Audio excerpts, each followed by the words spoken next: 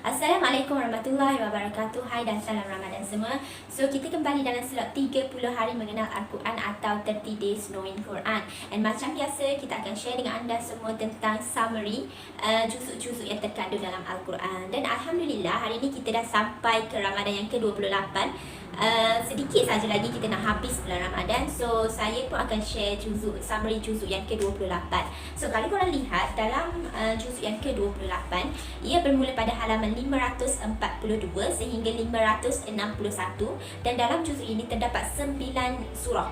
9 surah iaitu surah Al-Mujadilah, Al-Hasyr, Mumtahanah, Al-Saff, Al-Jumu'ah, Al-Munafiqun, At-Tawabun, At-Talaq dan juga At-Tahrim. Jadi kesembilan surah ini merupakan surah Madaniyah yang mana diturunkan di Madinah semasa Rasulullah berada di Madinah. Dan dengan kata lain, kita tahu bahawa surah-surah yang diturunkan di Madinah ia lebih kepada menjurus kepada hukum hakam. Jadi dalam apa yang kita boleh simpulkan dalam juzuk yang ke-28, Allah menjelaskan tentang hukum hakam terhadap sesuatu perkara. Dan kalau kita gabungkan kesemua ayat dalam setiap surah, kita gabungkan ayatnya, jadi total ayat untuk ke-9 surah ini ialah 137 ayat.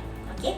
So sebelum kita beralih kepada melihat kepada setiap surah, jadi suka untuk saya kongsikan bahawa juzuk yang ke-28 pada permulaannya diceritakan tentang wanita, ada dikaitkan tentang wanita dalam surah Al-Mujadilah, dan pada perakhirannya iaitu dalam surah At-Tahrim, Allah ada menyebut ataupun ada mengaitkan sekali lagi dengan wanita. Jadi apa yang kita boleh simpulkan sedikit di sini ialah surah ataupun juzuk yang ke-28 ini ia bercerita ataupun ia ada menyentuh soal ataupun perihal tentang wanita. Okay? So kita lihat kepada surah yang pertama iaitu surah Al-Mujadilah. Jadi surah Al-Mujadilah temanya ialah ilmu. Dan dalam surah ini Allah telah menceritakan tentang ilmu Allah yang ada ataupun yang wujud sejak azali lagi, maksudnya sejak kita masih belum dilahirkan di muka bumi ini, sejak tiada Nabi Adam lagi dan tiada apa-apa. Jadi ilmu Allah itu sudah wujud dan ilmu Allah itu luas. Maka dalam surah ini ia juga mengajar kita ataupun menjelaskan kepada kita bahawa Allah yang mengajarkan, maksudnya ilmu yang ada yang kita tahu hari ini itu semua adalah milik Allah.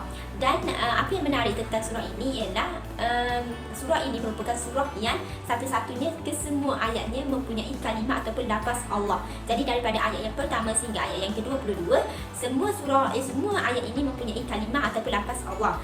Dan dalam surah ini juga Allah ada sedikit cerita tentang kisah seorang wanita yang bernama Khawlah Tha'labah. Jadi Khawlah Tha'labah ni telah diziharkan oleh suaminya sendiri.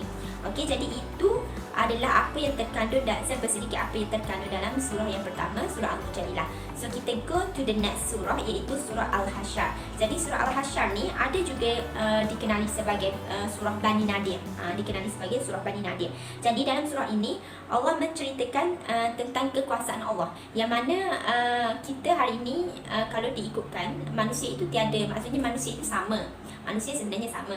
Cuma apa yang membezakan, kita selalu dengar perkataan ni, ayat ni, apa yang membezakan antara manusia itu ialah takwa. Dan inilah apa yang terkandung dalam surah yang kedua ini, surah Al-Hasyr, di mana dalam surah ini menjelaskan bahawa kuasa Allah yang ingin meninggikan martabat seseorang muslim itu, dan ingin kuasa Allah juga yang akan merendahkan martabat orang-orang musyrikin. Jadi orang-orang musyrik, orang-orang yang mensyirikkan Allah. Jadi sebenarnya kalau ikutkan manusia itu sama, tapi disebabkan perbezaan antara beriman dengan tidak beriman, maka orang yang beriman itu diangkat lebih tinggilah darjatnya di sisi Allah Subhanahu Wa Taala. Dan dalam surah ini juga Allah ada menceritakan tentang dirinya sendiri, menceritakan tentang kebesaran dan dalam surah ini juga ada diselitkan nama-nama Allah, nama-nama Allah yang sangat mulia, yang menunjukkan kebesaran dan kekuasaannya. Dan juga dalam surah ini ada Allah ceritakan tentang sifat orang-orang Yahudi dan juga orang-orang munafik. Dan dalam surah ini juga Allah telah menyeru kita semua untuk mentaati semua perintah Rasulullah sallallahu alaihi wasallam. Kerana perintah daripada Rasulullah pastinya datang daripada Allah Subhanahu Wa Taala. Jadi apabila kita ikut ataupun kita follow apa yang Rasulullah buat, maknanya kita itu follow Allah. Maksudnya kita follow Allah. Dan yang terakhir dalam surah ini Allah menceritakan tentang keagungan Al-Quran itu sendiri. Okey, itu serba sedikit apa yang terkandung dalam surah yang kedua, iaitu surah Al-Hasyr. Jadi kita beralih kepada surah yang ketiga, iaitu surah Mumtahanah. Jadi dalam surah ini tema utamanya ialah tentang kesetiaan, dan dalam surah ini juga Allah telah melarang kita semua untuk menjadikan orang kafir sebagai teman sejati. Makna kata apabila kita kenal seseorang yang kafir ataupun kufur terhadap Allah, maka seboleh-bolehnya kita tidak menjadikannya sebagai rakan lah. Okay, especially apabila seseorang itu secara zahirnya ataupun secara jelasnya ataupun terang-terangan menentang agama Islam. Jadi itu adalah larangan daripada Allah dalam surah ini. Dan juga dalam surah ini Allah ada menceritakan tentang seorang lelaki yang bernama Hatib bin Abi Baltah. Jadi Hatib ni telah membocorkan rahsia Rasulullah sallallahu alaihi wasallam. Oleh itu kerana itu dalam surah ini tema utamanya ialah tentang kesetiaan. Kerana kalau kita lihat kepada kisah yang terkandung dalam surah ini, sepatutnya seseorang yang setia terhadap Rasulullah, ataupun kalau kita setia terhadap seseorang contohnya terhadap rakan kita sendiri, so kita biasanya kita tidak akan membocorkan rahsia ataupun membuka aib ataupun menceritakan keburukan yang berlaku ataupun menceritakan sesuatu yang sensitif kepada orang lain. Tapi untuk kisah dalam surah ini, Hatib bin Abi Baltah telah melakukan kesilapan lah, di mana telah membocorkan rahsia yang Rasulullah simpan. Okey. Jadi yang keempat pula ialah surah As-Saff. Jadi surah As-Saff temanya ialah tentang menolong agama Allah. Jadi dalam surah ini Allah telah menceritakan tentang perpindahan amanah khalifah itu daripada Nabi Musa kepada Nabi Isa dan akhirnya kepada kita umat Nabi Muhammad. Jadi kerana itu kalau kita selalu dengar yang manusia ini merupakan khalifah, semua manusia merupakan khalifah. Okey, disebabkan amanah khalifah itu sendiri untuk membangunkan bumi, membangunkan alam sekitar, membangunkan bumi ini memang dari dahulu lagi. Okey, dari dahulu lagi. Jadi kita sekarang kita yang memegang amanah itu. Jadi kita harus laksanakan amanah itu dengan baik. Dan dalam surah ini juga Allah telah mengecam orang-orang yang cakap tak serupa bikin. Maksudnya bercakap tetapi tidak melakukan apa yang diperkatakan, tidak melakukan apa yang telah dikongsikan. Tetapi apabila kita dengar kepada ayat ini ataupun larangan ini ataupun ancaman ini, sebenarnya pasti saya yakin ramai yang terfikir dan ramai yang akan rasa takut untuk berkongsi sesuatu perkara, sebab kita takut kita berkongsi tapi kita tak buat. Okey, tapi apa yang paling penting ialah walaupun kita tak melakukan sesuatu perkara yang kita kongsi itu, perkongsian itu masih boleh dilakukan dan masih digalakkan jika perkongsian itu adalah suatu perkara yang baik. Dan tapi yang paling penting adalah kita perlu untuk berazam. Okey, semasa kita nak berkongsi apa yang kita tahu, ilmu yang kita dapat tu, kita perlu untuk berazam yang kita akan buat benda tu juga. Kita akan buat secepat mungkin. Okey, macam itulah. Dan yang terakhir dalam surah ini Allah telah menggalakkan kita untuk melakukan perniagaan yang sangat menguntungkan, iaitu beriman kepada Allah dan juga Rasul serta berjihad dengan harta dan juga jiwa. Jadi itu daripada surah yang keempat, iaitu surah As-Saff. Okey, seterusnya kita beralih kepada surah Al-Jumu'ah. Jadi dalam surah Al-Jumu'ah tema utamanya ialah tentang memelihara syiar ataupun menolong syiar Islam itu supaya terus berkembang dan terpelihara. Dan dalam surah ini juga ia merupakan satu-satunya surah yang menceritakan tentang solat Jumaat. Jadi dalam surah-surah yang lain dalam Al-Quran tiada menyebut tentang solat Jumaat. Hanya surah ini sahaja. Dan dalam surah ini juga Allah telah menceritakan tentang masyarakat ataupun manusia yang pada awalnya tidak tahu membaca, tidak tahu menulis. Maksudnya manusia itu secara zahirnya, secara asasnya manusia sebenarnya tidak berilmu dan tidak mengetahui apa-apa. Kita lihatlah masa kita baby, kita tak tahu apa-apa. Maksudnya kita dilahirkan tanpa kita tahu sepatah perkataan pun, satu huruf kita tak tahu. Jadi by the time bila kita besar, kita belajar dan kita sekarang kita dah boleh bercakap, kita boleh membaca, kita boleh menulis. Okey, tapi semua itu mungkin kita nampak kita pandai membaca hari ini, ilmu yang kita dapat hari ini disebabkan ibu bapa, disebabkan guru-guru yang mengajar kita. Tapi sebenarnya ilmu yang utama ianya datang daripada Allah Subhanahu Wa Taala. Jadi dalam surah ini Allah menceritakan bahawa manusia yang pada asalnya tidak mengetahui apa-apa, Allah telah menghantar Rasul untuk mengajarkan mereka.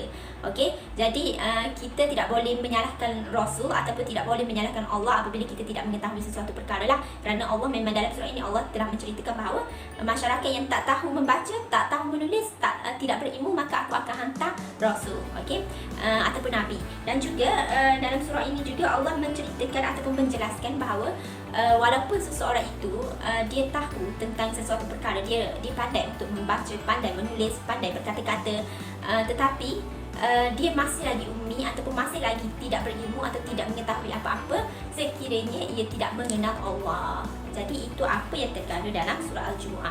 Untuk surah yang seterusnya, surah Al-Munafikun. Jadi untuk tema surah Al-Munafikun tentang berhati-hati. Jadi dalam surah ini Allah telah menceritakan tentang beberapa karakter ataupun beberapa personality yang disifatkan sebagai munafik. Okey, antara ciri-ciri yang Allah sebut sebagai golongan munafik dalam surah ini ialah suka menipu, takut dan juga sombong terhadap Allah Subhanahu Wa Taala. Dan secara untuk info tambahan, terdapat 17 surah dalam Al-Quran yang menceritakan tentang orang munafik. Okey, dan dalam 17 surah itu termasuklah surah Al-Munafikun ini sendiri. Okey. Okey, untuk surah yang seterusnya iaitu surah At-Taghabun. Jadi surah At-Taghabun temanya ialah kerugian orang kafir di akhirat. Okey, jadi dalam surah ini Allah juga ada menceritakan atau ada menjelaskan tentang keenam rukun iman yang terkandung, yang kita amalkan hari ini, yang kita beriman pada hari ini. Jadi semua keenam rukun iman itu ada terkandung dalam surah At-Taghabun ni. Dan dalam surah ini juga Allah ada menyelitkan ataupun memperkenalkan kepada kita 12 nama Allah yang maha mulia. Jadi dalam surah ini juga tentang kerugian orang kafir di akhirat. Sebenarnya orang kafir itu dia bukan sahaja rugi di akhirat, tetapi rugi di dunia juga. Okey.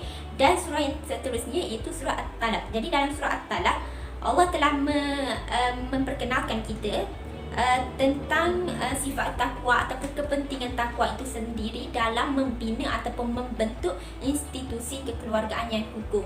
Jadi kalau kita lihat sendiri At-Talaq tu, At-Talaq sendiri maksudnya ialah talak. Okey, talak yang kita lapaskanlah untuk bercerai.